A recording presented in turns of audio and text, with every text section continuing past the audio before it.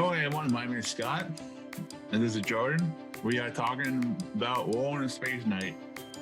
And I don't really follow that much, but Jordan is a super fan of it, so Jordan can take it over. Yeah, so this character, for me, it started a long time ago. James Gunn was working on Guardians of the Galaxy, and he tweeted a photo of Rom the Space Knight and said that was the character he wished Marvel still owned because he would have used it in the Guardians of the Galaxy at some point. But obviously, by that point, Marvel had gone back to its original publisher, so he couldn't use it. But I saw the cover he posted is what got me interested, and I just started reading about this character, and that's fascinating to me. About a character that loses everything, his home world's destroyed, and he's just kind of has to start over. I think Marvel still owns a bit of outside characters. I think IDW owns the main character now, but James Gunn is right. It's too bad Marvel never kept the rights to the character because he fits well within the Marvel universe. And I know they've been trying to make a movie about him at Paramount, and the guy who wrote Ready Player One was supposed to write it, but I don't know if it's ever going to happen. I recently saw a thing about that Hasbro has a project for him planned for next year, whether that's just more comics or a TV series or whatever. I have an idea ready. It's just getting it. I can't get it in front of the right people. I live in Canada. Hasbro's in the United States. So is Netflix. So, although I think Netflix is opening an office here, and I think they're opening one in Toronto at some point. But I have an idea ready. I've posted it on Twitter in the past, and it's basically just his homeworld's destroyed, and he spends years traveling through space and ends up finding Earth, and basically makes Earth his new home. Although when he gets to Earth, he realizes the things that destroyed his home planet of Galador are already on Earth, trying to do the same thing there. Me, it would be set in like the 70s, before technology became a thing, so the people wouldn't trust him, because he would be like this all-advanced robot, and no one would trust him. So he would kind of have to protect Earth, even though him and the humans don't necessarily like each other. And he would kind of have to be forced to save Earth. Otherwise, he wouldn't have a home again. It would be destroyed. Now, whether or not a movie or a TV show ever comes from this character, I just think it's cool. He's a cool character to me. It reminds me a lot of Martian Manhunter from DC Comics, who kind of has a similar story. He's the last survivor of his planet, and he basically comes to Earth looking for a new home and trying to fit in. And to me, those two ideas, anyone can relate to. Whether you're like going to a new school in a new city, you're trying to fit in. To me, that's like a theme that any human can relate to. And the funny thing is, it was created as a toy to rival Star Wars, and then they licensed it to Marvel, and Marvel wrote the character story. He was supposed to be called Cobalt, but they changed the name to Rom. I've been a fan since James Gunn tweeted a photo, and then I thought, I don't know anything about this, but the cover looks so cool that I had to look it up. And then you realize the sort of strange history the character had. He was created in the 70s. And, I mean, it's one of those weird situations where it started as a toy, not a comic. The toy kind of led to the comics, usually it's the other way around. Comics didn't do well, that's why they didn't last very long with Marvel. I've tried collecting some of the comics that I could find of his, but finding all of them is... And I know IDW has relaunched it, but it's not the same. James Gunn recently said in an interview, you wouldn't go do a movie about the character unless it was with Marvel, because with Marvel he can include a lot of surrounding characters that make it better.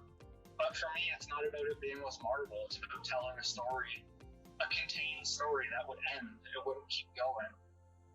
And it wouldn't be about including G.I. Joe or anyone else. It would be just about this one guy that his home world's overrun and destroyed by these, whether they're like aliens or shapeshifters, and he's forced to kind of find a new home and kind of forced to fit in on Earth as like a cyborg in a time when technology hadn't really arrived yet. So the humans see him and they're like, what is that? And why is it looking at us?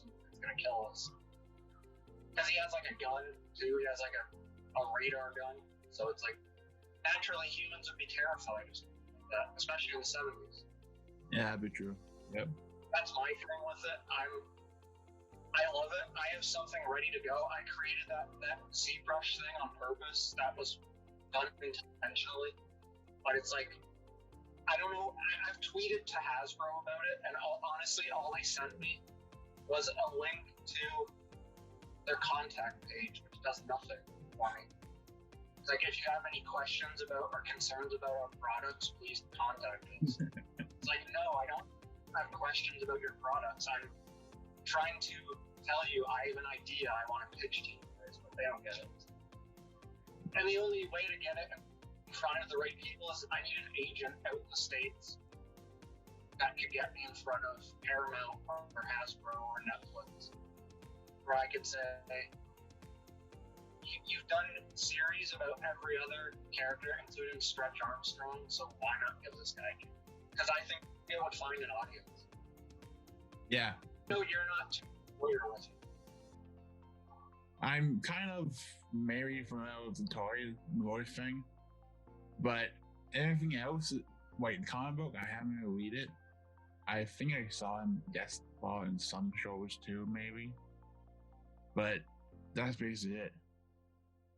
I think he briefly appears in one of the old 90s Marvel cartoons. I think he's like a background character. I've seen images of it, and there's actually a character design sheet for him from those cartoons. And the toy I can't find. It's on eBay, but it's like $400, so I can't really afford to buy it. I mean, I have the money, but I don't want to spend it on that right now. That's the one toy that would like complete the crazy collection behind me. Is that because he's become one of my favorites, and it's because of James Gunn. If it wasn't for James Gunn, I wouldn't have known about this character unless I discovered him by accident somehow. James Gunn tweeting that photo, it's like, that's a cool looking thing. I gotta look it up. And I think they kind of partnered with Marvel again, from what I've read. I think maybe there's like IDW and Marvel are kind of back together, but I don't know. It's I think it's kind of, they've missed so many opportunities because Netflix seems to want to do anything that's not Marvel or DC. They're trying to find anything that they can take, and they seem to do a pretty good job of letting people who have an idea just run with it. And I think that Scorsese stuff was The Irishman was a good example. I heard that movie was like 5 hours or something because they let Scorsese do whatever he wanted. But it seems like, why not give this character a shot? They're rebooting G.I. Joe again, but they seem hesitant to go with. And every time someone tweets about this Space Knight, I comment on it and say give him his own TV show or movie. And there's always people that either retweet it or comment and say, you know, we're hoping for the same thing. There's someone that said they've been trying to get it to happen. They've been in contact with like Netflix, but no one wants to seem to take it. So it's like there's like a massive missed opportunity with this character that has a story that people will love, I think. Same as the Martian Manhunter, and Warner Brothers just lets him sit as a side character on Supergirl, so I don't understand that. Yeah, it's very weird how they're doing with Supergirl with Martian Manhunter. He should have his own show by now. Someone suggested that they should let Guillermo del Toro direct a movie about that character, and I just thought, there it is. He did The Shape of Water, and he's done so many other things that he could pull off the Martian Manhunter, and it would be perfect. And he could probably pull off the ROM Space Knight too. I mean, He has that sensibility. James Gunn would be ideal because he's done the space stuff already. But I mean, even one of the guys who's done Star Wars. I mean, for me, it's less about space and more about him finding where after everyone he cares about is killed and destroyed. He's forced to leave Galador. That would be the fun part of it too, is designing his home planet, because it's unknown. You can pretty much go crazy and make it this crazy advanced world. Kind of like Zack Snyder did with Mono. It's new. Yeah, he basically redesigned Krypton and made it his own. He made it look really cool, honestly. But, to me, this character is just like there's. I keep it on my whiteboard. I don't know if I'm ever gonna get to be a part of it if it ever happens. But I can dream, and I can keep pushing for him. Yep. So, in his original origin story, does his home planet get destroyed as well, or does people he dies on it? From what I've read, the original story was his home planet is overrun by these aliens that have a weird name that I can't pronounce. And I think in his original story, he's actually a human, and he agrees to this program that makes him a space knight in order to help try and fend off these things. But for me, it'd be more fun if he was just a robot. If he was just like a really intelligent robot from Galador. And then he comes to Earth, like it's like in the 70s. To me, it would be fun if he landed on like the Golden Gate Bridge in San Francisco. To me, that scene of him arriving and just stopping traffic, and you just have all the people like running in fear. It's like, why is this robot standing in the middle of the Golden Gate Bridge? And I mean, he said it in that time before we had cell phones and crazy technology, and then because he said it in the present day and he arrives, people are gonna be like, so we've made those ourselves. Why are we scared of it? So it's like, I have ideas for it. I love the character because of James Gunn. So I mean, if I ever met James Gunn, I'd be like, yeah, thanks, man. He introduced me to the character. He said he would have used him in Guardian. Well, hey, as we know, anything's possible. Geeks still come. Maybe the next movie IDW is going to do is him. I hope they do it. I just hope they get it right and don't do it and try to set up 20 other movies on top of it. Just focus on him. Don't worry about G.I. Joe. Don't worry about the Transformers. Just focus on him. There is a theory that he was in the one Transformers movie, but it never happened.